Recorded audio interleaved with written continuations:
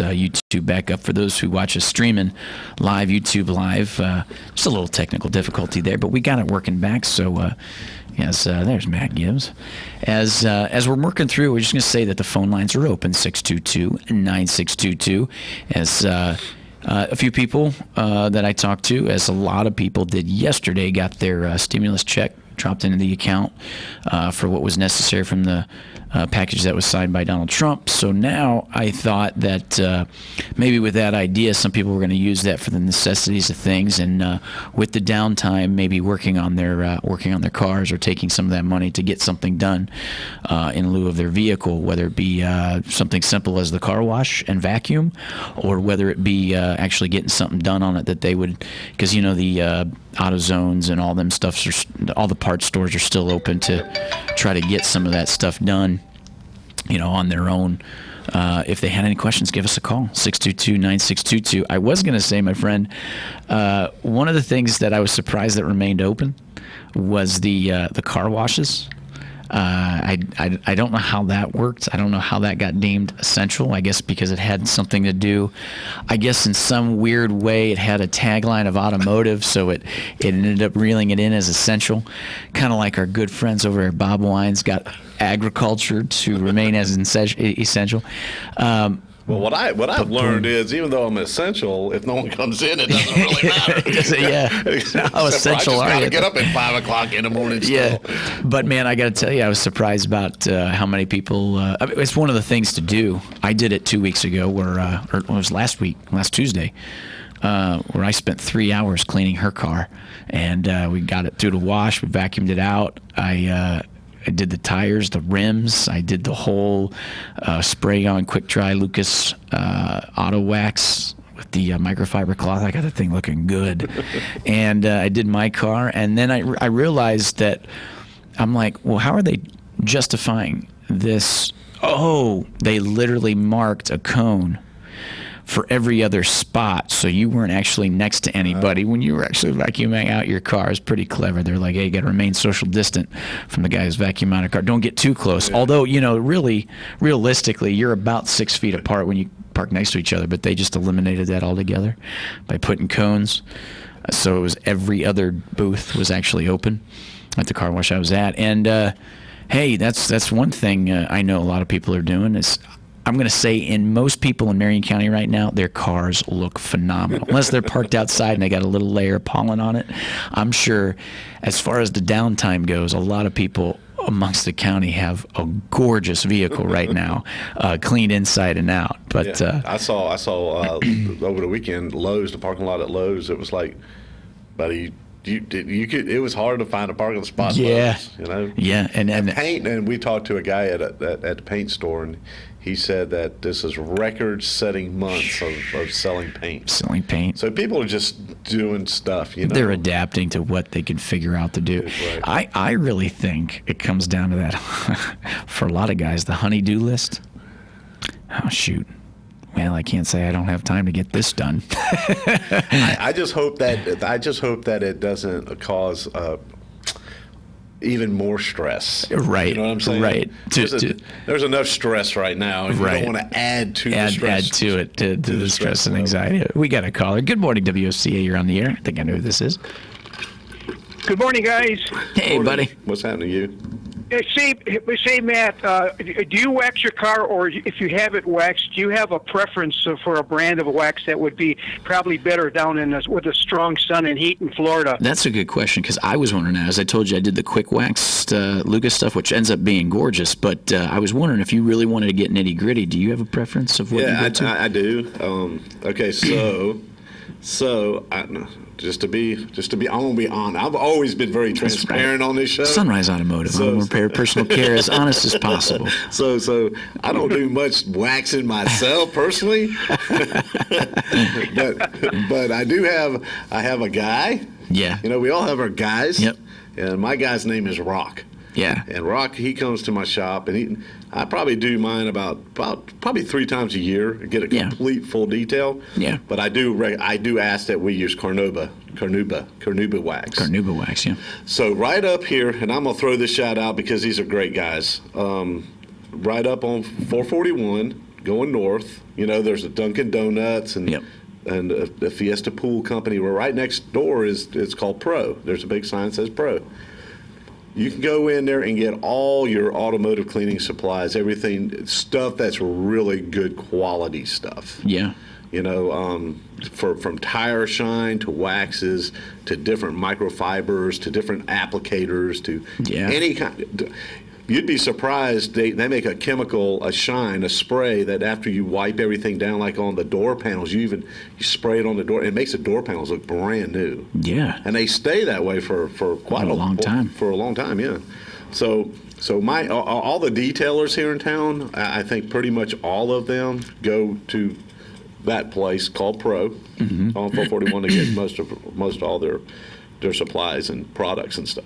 I buy quite a bit of their stuff there just to have it in the shop. You know, if one of my guys gets grease on a car, you know, you got to have everything to clean everything up. So yeah. Yeah. But I do require a certain type of wax on the elbow grease that goes into getting it waxed comes from a different elbow. yeah. Like this.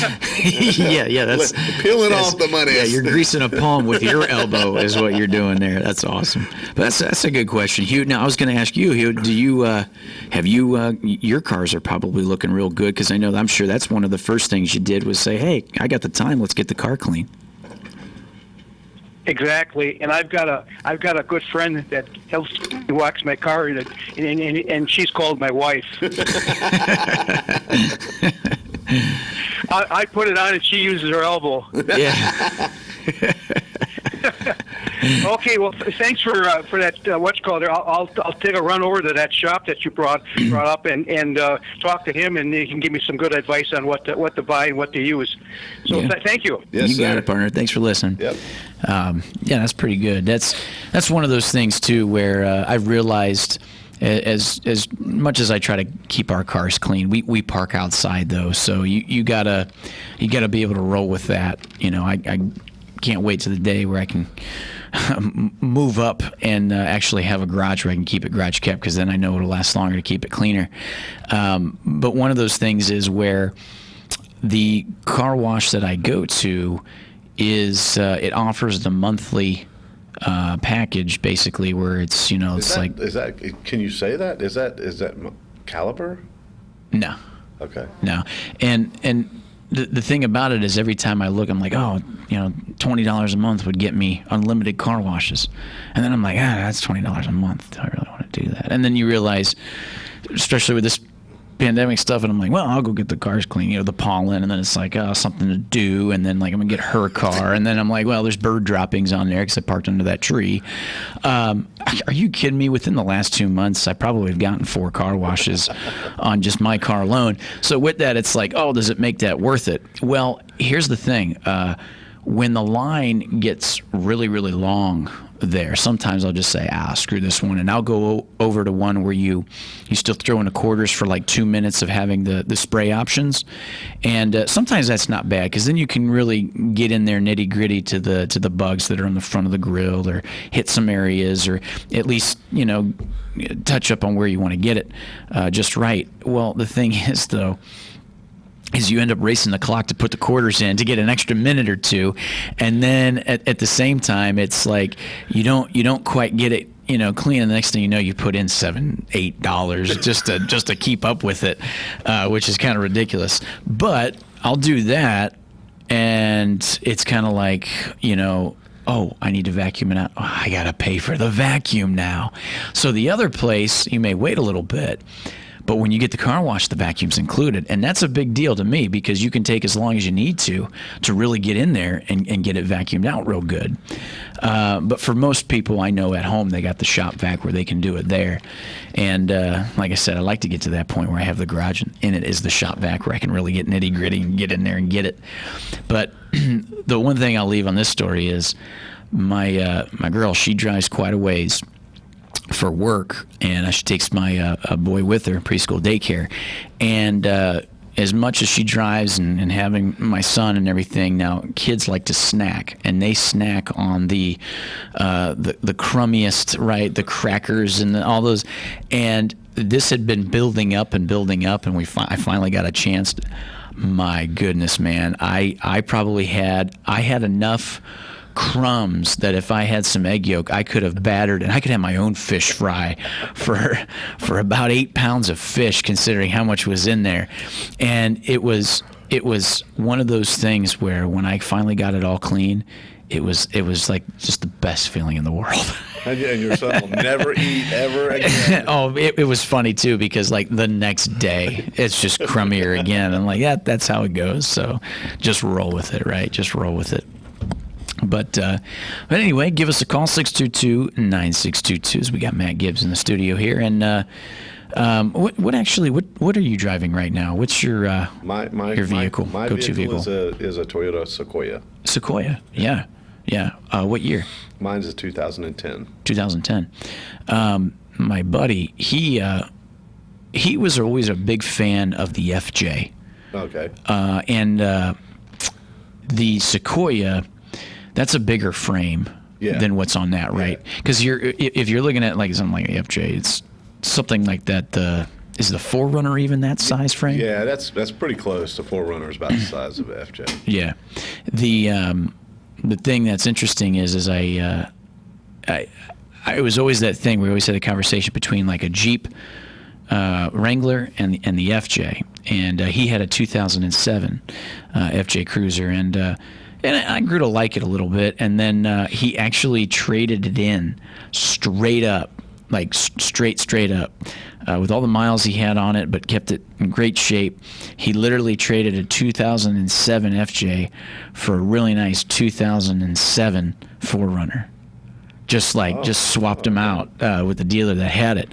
But you've had yours for a little while. You've been pretty pleased with it. I love that. That's the best vehicle I've ever had. Is that right? Yeah. That's one of the things he said. He now they have I think the minivan is a is it a Chrysler. Oh, Chrysler.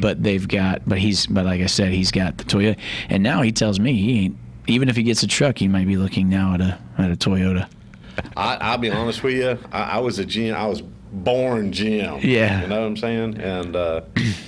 And just doing what I do for as long as I've been doing it. Yeah. Probably my biggest love of I'm not going to say this. I'll get a lot of people mad. Okay, so I will say this. In my world, I have 160,000 miles on my Sequoia. I will get in that truck right now, and I will drive to Alaska. Yeah. No ands, ifs, or buts. And every single thing works. Yeah. Everything. Yeah. The only problem that I have in my vehicle is on the passenger outside mirror. You know, when you have heated mirrors? Yeah. Okay, so what heats up? There's oil inside the mirror. Yeah. There's a little film of oil, and my bag has broke and has leaked some of the oil out, so it has like a discolored mirror. Ah, gotcha. Okay. Other than that, this truck is absolutely perfect. Yeah. I have a Toyota Tundra with 300,000 miles on it on this original motor. Holy cow! And if you saw it, if you saw it, you would swear that car's only got 60,000 miles on it. Is that right? Yeah, it's just. Man, that's crazy. Now, what's funny about this, and this was a small segue, because I think I remember you saying a Toyota one time. Last night, the Clint Eastwood movie Gran Torino was on, and it's a great movie, and it was on, and the funniest part about it is he's a curmudgeoned old man a little bit, and he worked at the Ford factory for all them years after the Korean War, and his sons drive a Toyota, and as they're leaving, they're actually leaving because his wife had passed with their mother, and he's like, "All right, Pop, I gotta take the kids back, and we're gonna say see you later." And he's like, and he watches him drive down the road, and he goes, "Can't even buy American." And then as the son's driving, he goes, "Did you see that?" He's looking at his wife. He goes, "Did you see that?" She's like, "What?" The way he was looking at the car, I know he's upset that I'm driving a Toyota. And it's just one of those things, man. It's just one of those things. That's interesting. That's not the first time I've heard that. Yeah, about what you said with Toyotas. And being also a dealer, Yeah. Toyota, man, they hold their value like probably no other car. Yeah. Wish their sedans would just get a little bit more. For a while there, with the change in the body style for 2017 and 2018, it was starting to go that way a little bit. But to me, I just remember growing up, the most boringest car in the world was like a pewter-colored tan interior Toyota Camry from 1996. The most boringest car ever in the existence, but absolutely bulletproof. Oh yeah, run forever. Yeah. But the paint on the bumper covers changed colors for some reason. Yeah, that's just part of it. We got time for just one more quick phone call. WOCA, you're on the air. Yeah, good morning. One of the cars that I wish they would bring back would be the Ford Thunderbird. That was always a nice-looking car, and it just kind of disappeared. Just my 2 cents. Well, everybody have a good day. You too, partner. Actually, it got a resurgence right in like 2002, 2003 from the classic. One of the very first cars that they retroed. Yeah. And then, then it went by the wayside. I guess they just didn't have the sales or the popularity. And that's the whole thing is sales. And that's it. And now, if I'm not mistaken, Ford doesn't make a car anymore. That's it. And they're down the Fusion. That's it. Yeah, because even the Mustang now is some kind of hatchback hybrid. Anyway. It's crazy. It's crazy how things go, like the transition of. But yeah, because they did the trucks, the SUVs, and then. And that's basically that's really what people are wanting. That's what people want anymore anyway. Third rows. Everybody comes in, they want 3 rows. 3 rows. 3 rows or a pickup truck. Yeah. And even the pickup truck has got to have like these massive. I don't want the little door. I want the big door. Yeah, I know the super duper cab. I want the super crew. Super crew. Right? That's what they said. That's how big it is. You could fit a whole crew in there. Yeah. You're driving the entire workforce to the construction site. Awesome. Well, that brings us towards the bottom of the 10 o'clock hour. That ends it for Matt Gibbs, Sonrise Automotive. Thanks, partner, for coming on in. We'll look forward to seeing you next week there. WOCA Ocala back after this. Restrictions, 2 groups of states announced partnerships to make their own decisions. New York Governor Andrew